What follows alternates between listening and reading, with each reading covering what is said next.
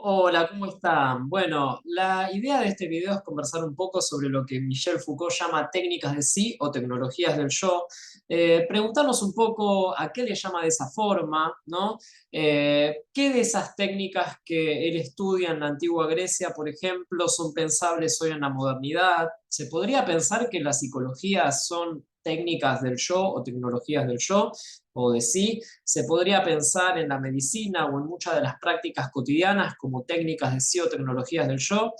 Y también un poco es tratar de pensar bajo qué términos morales, si se quiere, se utilizan. ¿Es igual la forma en la que se utilizan esas técnicas en la modernidad que las que se utilizaba, que la forma en la que se utilizaba en la antigua Grecia? Bueno, un poco de esas cuestiones son las que nos invitan a pensar este asunto. Primero vamos a tratar de pensar a qué le llama técnicas del yo. Y voy a citar el prólogo o la introducción del texto Tecnologías del Yo, que se trata de una serie de conferencias que Michel Foucault da sobre este asunto, y la introducción la escribe Miguel Morey.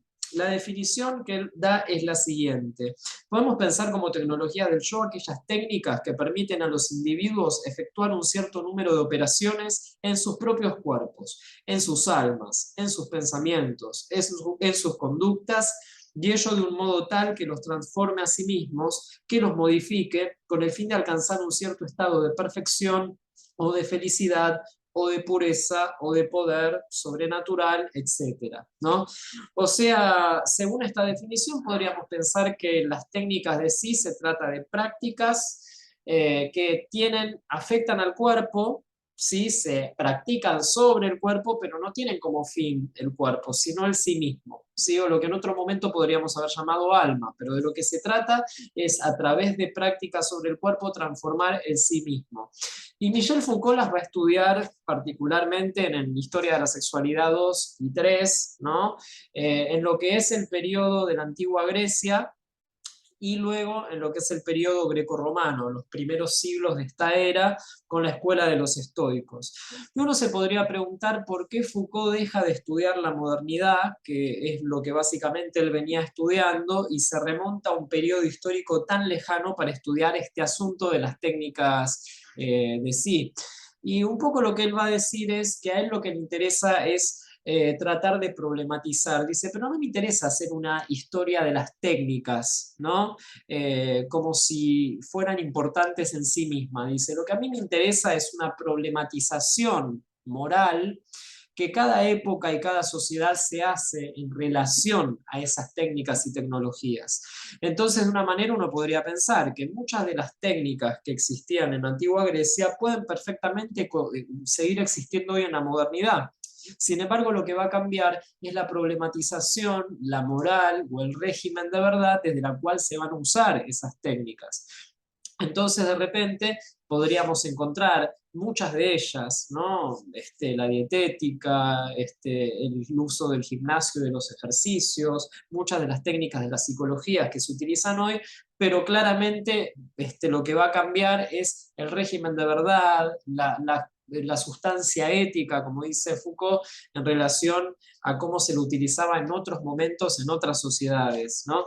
Foucault va a decir que en la antigua Grecia, particularmente, el precepto ético que movía el uso de estas prácticas tenía que ver con un principio délfico que es conócete a ti mismo y ocúpate de ti mismo, ¿no? Y cuando él dice ocúpate de ti mismo, de lo que se está refiriendo es de esto, de poder sostener prácticas cotidianas que transformen el sí mismo, lo cincelen, vamos a decir, como si fuera una obra de arte. La idea en ese momento ética que organizaba la vida en común de la antigua Grecia, a partir de este precepto que les comento, que se lo puede leer en muchos de los diálogos de Sócrates, que se lo puede encontrar en un montón de pensadores de esos tiempos, es el conócete a ti mismo, no solo en términos de conocerse, de conocer lo que se piensa, de conocer el cuerpo, las combinaciones que le hacen bien al cuerpo, sino también ocuparse, en tanto desarrollar prácticas que permitan un dominio de sí.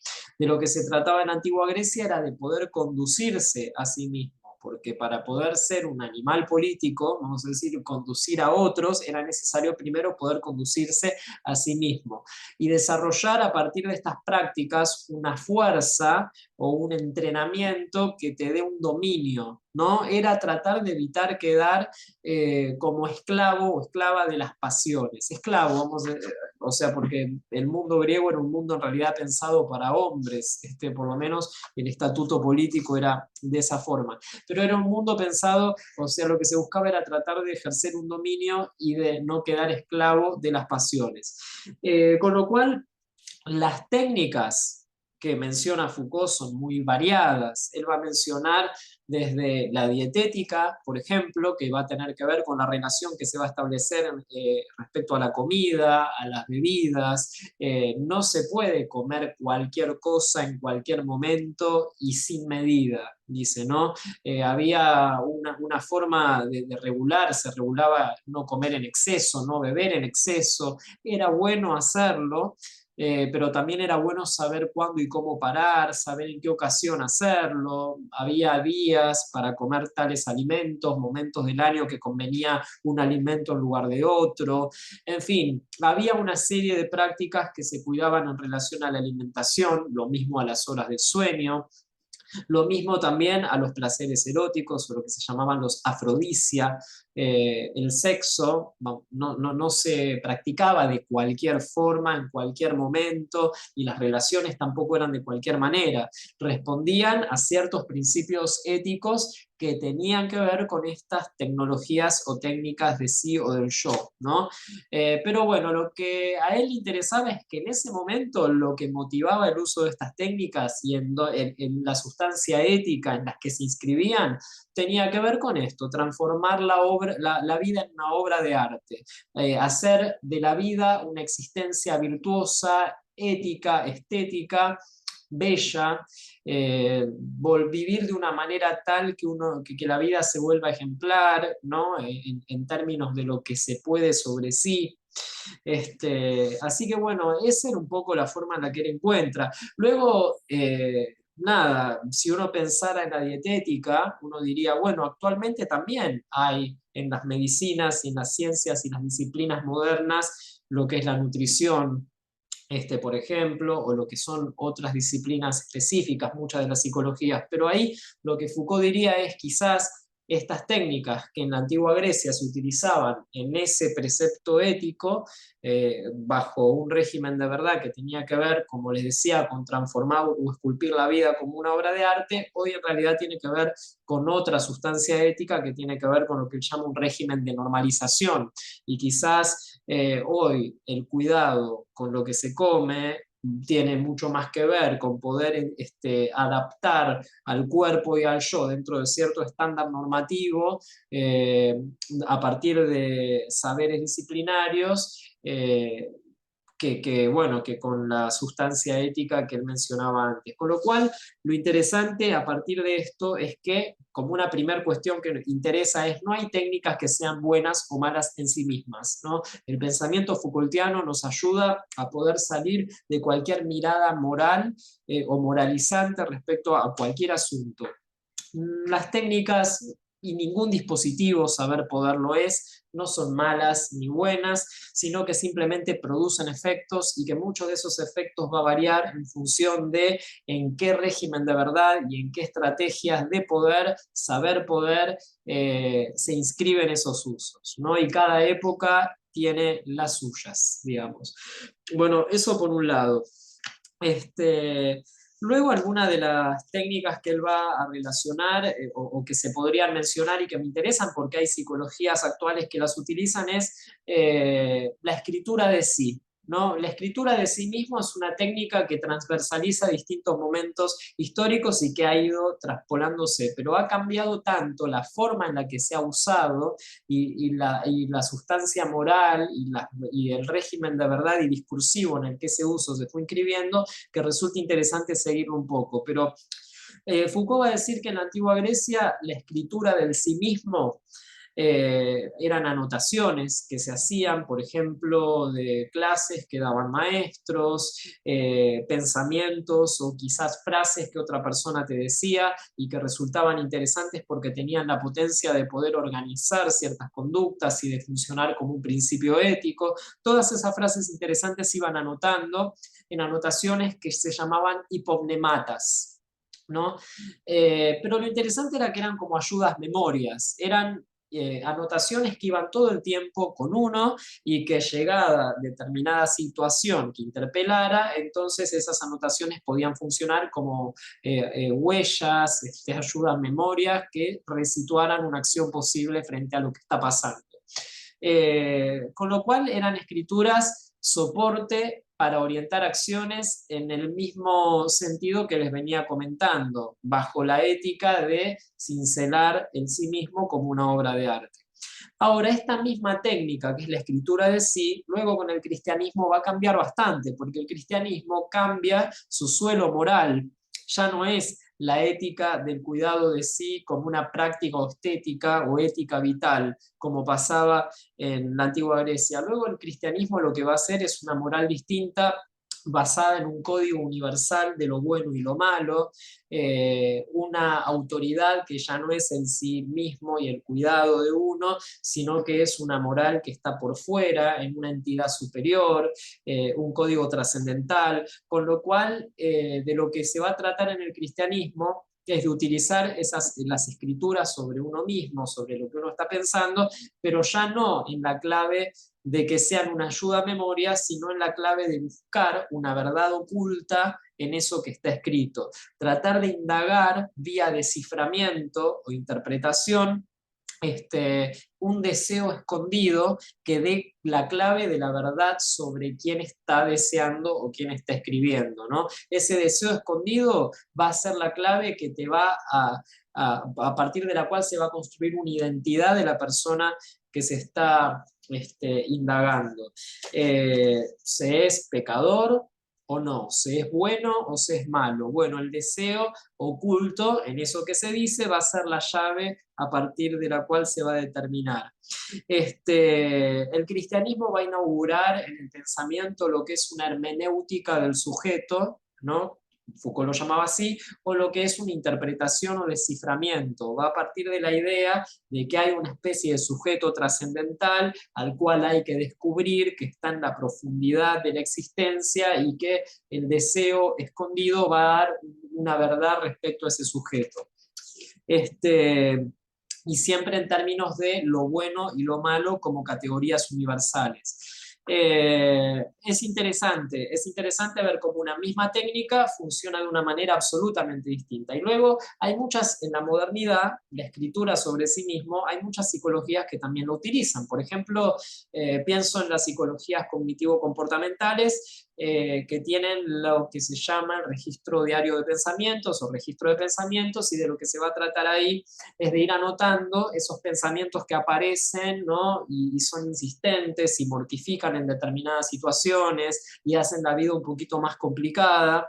De lo que se va a tratar es de ir registrándolos para luego buscar técnicas o estrategias para intervenir sobre ellos. Pero de lo que se va a tratar en las terapias y las psicologías actuales es de intervenir sobre ellos para poder que ciertas creencias que son disfuncionales en relación a los modos de sociabilidad estandarizados, bueno, poder horadarlas, corregirlas y que la vida se vuelva a funcionar nuevamente. Pero ya estamos inscritos en la modernidad en lo que Foucault llama un régimen de normalización, ¿no? Con lo cual las ciencias o disciplinas, sean psiquiatrías, medicina, psicologías, a lo que van a atender es a una terapéutica, pero de la normalización. Que formas de vida que en principio son disfuncionales en relación a cierto estándar de sociabilidad puedan reencauzarse o corregirse según cierto ideal. Esa es la cuestión. Con lo cual tenemos una misma técnica que es la escritura de sí mismo, que está, como verán, atravesada, usada de distintos modos, en distintos momentos históricos, a partir de regímenes de verdad, discursivos y saberes muy distintos, ¿no? Y luego otra técnica que me interesaba también decir, una técnica de sí o práctica o tecnología del yo, es lo que Foucault va a llamar en la antigua Grecia la parresía o parresia, que tiene que ver con un decir, lo que él llaman decir franco, decir sin filtros, sin pudores. Digo que es una práctica o tecnología del yo porque en la antigua Grecia este decir franco era algo muy importante, era una práctica que hacía a las relaciones y que se sostenía como un precepto ético, ¿no? Era una práctica que a su vez era muy reflexiva. En la antigua Grecia se pensaba que este decir franco tenía que tener ciertos cuidados. No se podía decir de cualquier forma, había que buscar una forma del decir que sea directa, pero que al mismo tiempo no sea muy edulcorada, porque si lo edulcorás y lo ornamentás mucho, ya pasa a ser una retórica y puede llegar a resultar adulación. Había que tener cuidado de no ornamentarlo y caer en fórmulas de persuasión tampoco. ¿No? De que no busquen convencer, que no busquen impactar desde la forma y se pierda el contenido del mensaje de lo que se quiere estar diciendo. Había que poder decir incluso aunque la persona que te estuviera escuchando pudiera ofenderse con eso que se está diciendo. Pero era un precepto ético poder decir francamente. Obviamente, cuidando de no ser tan agresivo, de poder lastimar de una manera innecesaria. Por eso digo que era una práctica muy reflexiva que necesitaba ciertos cuidados, esperar la ocasión, buscar la forma, etc. Y esta práctica, que era un precepto ético en la antigua Grecia, luego, cuando llega el cristianismo, se mantiene, mejor dicho, no solo en la antigua Grecia, se mantiene en las escuelas estoicas de los primeros siglos de esta era, pero luego cuando ya el cristianismo se afianza como una matriz discursiva o semiótica de sentido, ahí esta misma técnica va a cambiar y se van a producir algunos desplazamientos. Y este decir franco griego se va a pasar a transformar en un decirlo todo en el momento del cristianismo. Pero este decirlo todo ya no va a ser enfocado a cincelarse con una amistad, a decirle a esa amistad aquello que incluso puede llegar a molestar para ayudarlo a ser mejor y que se sincere como una obra de arte y con una escucha receptiva que también esté dispuesta a escuchar aquello que puede molestar para tratar de ser de superar esas cosas que aparecen como una debilidad, como pasaba en la Grecia, sino que acá el decirlo todo en la época del cristianismo va a tener que ver con un mostrarse ante alguien superior en jerarquía, sea un maestro, sea un examinador de conciencia, sea un sacerdote, que va a estar escuchando eso que se tiene que decir y luego tomar una decisión, ¿no? Una decisión que puede llegar a ser un castigo, una sanción, en función de que si algo de lo que se dice sea considerado malo según ese código moral universal, ¿no? Vean que ahí ya el centro no está puesto más como era antes, en el periodo anterior, en el sí mismo, en cincelarse a sí mismo, sino ahí en la época del cristianismo, decirlo todo tiene que ver con una exposición en función de lo que un otro superior va a determinar. O sea, ya la autoridad, si se quiere, el foco está puesto en una otredad por afuera y la relación que se establece con esa otredad por afuera es de sumisión, es de obediencia, ¿no? De sometimiento. Con lo cual, vean que la misma técnica que tiene que ver con decir franco, en el cristianismo adquiere otro matiz porque se desplaza básicamente la sustancia moral a partir de la cual se está usando esa técnica. Ya no es la sustancia moral de la ética como una práctica de existencia, sino que es la sustancia moral de la obediencia y del compromiso con una autoridad. Bueno, podríamos ponerle como nombre confesión. Básicamente esta técnica empieza a cincelarse en lo que es el dispositivo de confesión del periodo cristiano. Y luego un desplazamiento que Foucault va a encontrar y resulta muy interesante en el volumen 1 de Historia de la Sexualidad es cuando él enlaza o plantea una relación entre el dispositivo de confesión de la pastoral cristiana y el psicoanálisis. Lo que Foucault va a decir es que muchos de estos dispositivos, en particular se va a reinscribir en la modernidad en los discursos científicos, ¿no? Y va a encontrar en las disciplinas, y en particular en el psicoanálisis, su lugar privilegiado, puesto que el psicoanálisis va a seguir con la lógica de un desciframiento o una interpretación de un supuesto sujeto, de una verdad escondida, y va a tener esta cuestión del, bueno, dígalo todo, diga todo lo que se le ocurre, sin filtros, hable, ¿no? Y a partir de escuchar ese decirlo todo en el diván, de lo que se va a tratar es de escuchar u oír entre líneas algún tipo de deseo latente, reprimido, inconsciente, no sabido, y ese deseo, una vez descubierto, va a decir una verdad sobre quién está hablando. Digamos, va a decir una verdad sobre el sujeto que inmediatamente se va a transformar en una identidad. Dime qué deseas y te diré quién eres. ¿Quién eres? ¿Un neurótico? ¿Un psicótico? ¿Esquizofrénico? ¿Histérica? Bueno, dependiendo qué se descubra, qué del deseo, cómo del deseo escondido e inconsciente, entonces se va a construir una identidad. Y con esa identidad, como ya sabemos, toda una experiencia de sí mismo. Con lo cual, Foucault no solamente que va a enmarcar no solo al psicoanálisis, sino a las psicologías en general, la psiquiatría y muchas de las disciplinas dentro de lo que él va a llamar dispositivos de un régimen disciplinario normalizador, sino que además resulta muy interesante este pasaje de cómo la técnica de la confesión va del confesionario cristiano al diván psicoanalítico. Obviamente son posiciones que se pueden pensar, se pueden llegar a revisar, pero bueno, resulta interesante esta especie de genealogía que él hace entre técnicas que se han utilizado desde la antigua Grecia, que han pasado por el periodo cristiano y que perduran hoy actualmente en la modernidad, pero lo que él va marcando es que lo que va diferenciándose son los distintos usos. Entonces, bueno, como un modo de cerrar el video y estas disquisiciones, quizás podríamos concluir con una idea que ya la dije, que sería, no hay técnicas que son buenas o malas, nunca convienen posiciones morales en esos términos, sino que en todo caso lo que hay que pensar o lo que convendría pensar al momento de hacer un análisis es, más que si la técnica es buena o mala, es pensar que cada técnica produce efectos y ya. Y en todo caso conviene pensar qué usos se hacen de esas técnicas, en qué momento histórico y principalmente desde qué posición de ética, moral, régimen de verdad se inscriben esas técnicas, en qué relaciones de poder entran, en qué estrategias saber poder se integran, ¿no? Cada época tiene las suyas. Así que bueno, de lo que se trata es de complejizar esa cuestión y salir de la mirada moral. Espero que este video les haya interesado. Les mando un abrazo, un saludo y próximamente estaremos viendo de subir alguna cuestión más. Besos.